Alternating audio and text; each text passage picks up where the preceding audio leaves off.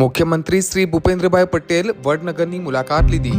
મુખ્યમંત્રી શ્રી ભૂપેન્દ્રભાઈ પટેલે વડનગરની મુલાકાત દરમિયાન નિર્માણધીન L&T industrial construction skills training ઇન્સ્ટિટ્યૂટનું કામગીરીનું સ્થળ નિરીક્ષણ કર્યું હતું। રાજ્ય સરકારે ફાળવેલી 37,628 ચોરસ મીટર જમીન પર 4,000 ચોરસ મીટરના ઓપન પ્રેક્ટિકલ યાર્ડ સાથે નિર્માણ થઈ રહેલ ઇન્સ્ટિટ્યૂટમાં ઔદ્યોગિક માંગને અનુરૂપ વિવિધ 14 જેટલા ટ્રેડ્સમાં તકનીકી કોર્સનું શિક્ષણ અને વોકેશનલ ટ્રેનિંગ અપાશે।